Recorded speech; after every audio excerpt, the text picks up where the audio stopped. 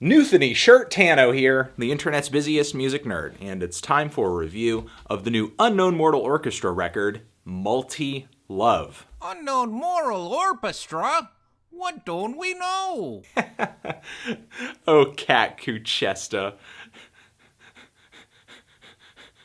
It's not the same. Oh.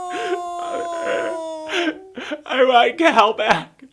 Back. Unknown Mortal Orchestra is a band currently that I believe hails from Portland, Oregon. This is their third full-length LP. They play a bit of psychedelic rock and pop, and in the past I've had my reservations about their music, like with the band's debut record, which to me had some pretty, skeletal, half-baked songs on it, some weirdly mixed instrumentation, and these very booming, crispy drums. But the band really came through on their sophomore record too, where the keys and the guitar work on this LP were much more impressive than the previous album. And I would say a lot of the songs on this LP were pretty refined melodically as well. Some very interesting instrumental passages on this thing. And on this LP, I think Unknown Mortal Orchestra's quirky production style really started to work in their favor, as their songs were kind of sounding like these quirky, unearthed demos of fantastic little B-side songs from the 60s and 70s, kind of these just lost gems or relics. There were a few kind of generic garage rock spots in this LP, but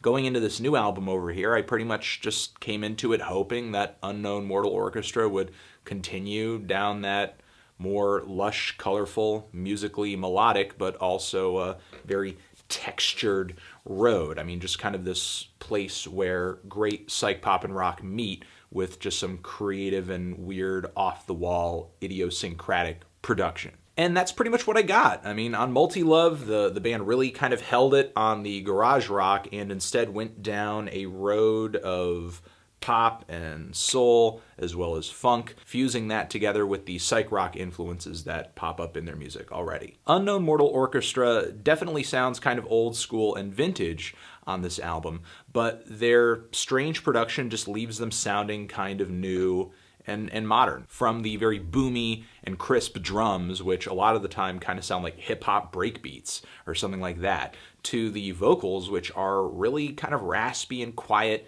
hushed, like ghostly, kind of like I'm listening to a M. Ward from Another Dimension or something like that. And these vocals and drums take up a lot of room in the mix, and the keyboards and the guitars and the bass just somehow get just squeezed, just crushed and smothered in the middle there somewhere. It's some really strange production that I don't think everybody is gonna dig, but what I like about this album is that Unknown Mortal Orchestra are kind of taking the past and they are manipulating it and warping it in a really enjoyable and artistic way, sort of like bands such as Foxygen or artists such as Ariel Pink have done already. And like the cover art on this LP, the music itself sounds like this smudgy, overexposed picture from several decades ago with an Instagram filter thrown on it for, that kind of contemporary flair. And another thing that the cover art tells us about this album is that this record really is about kind of studio trickery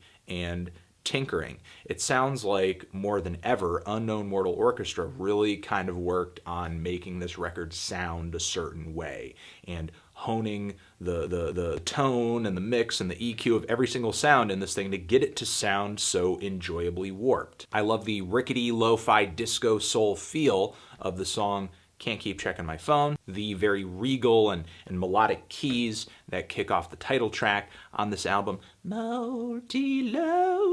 The vocal breakdown on this track with the hand claps kind of sounds like something that could have been worked into an EDM song or something like that, given that it had different production in the background. Just writing-wise, it kind of feels like UMO is pulling from that sound, and it works out really well. The song Like Acid Rain is an overwhelmingly fun and punchy track, kind of like Candyland, Psychedelia, really fantastic synth line or guitar line on this thing. Sometimes just stuff is manipulated and squeezed and squished to the point where it's kind of hard to tell what instrument might be making a certain melody or something. The World is Crowded, just another killer refrain and song here as well. My issue with this LP, though, is that maybe there are a couple cuts that are a little bit too subdued instrumentally and vocally, and the lo-fi production kind of leaves it feeling like a bit of a demo rather than a fully finished song. And then there's also the song Stage or Screen, which isn't too bad of a track, but suddenly the song just ends and gives way to this sort of wall of synthesizers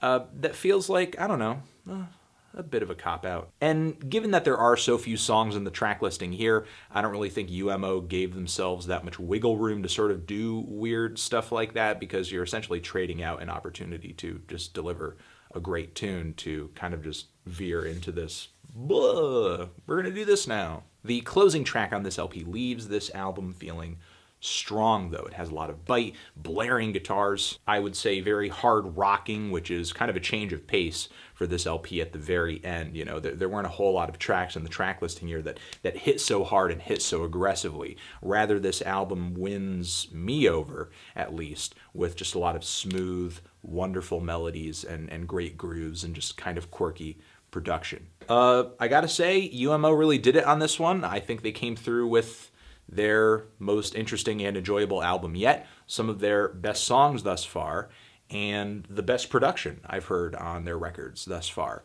And I think, you know, this record, interestingly, sort of, in a way, displays that opinion, or maybe displays that narrative as well, by sort of showing this, you know, newly assembled studio that this album was created with, along with the two previous records sitting in the background. Like, this record, you know, is here because those two records were there, and things are sort of moving in this, you know, linear fashion for the band.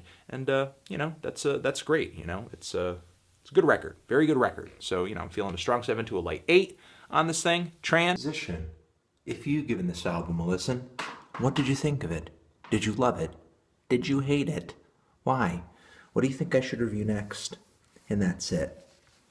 Anthony Fantano, Unknown Mortal Orchestra, forever.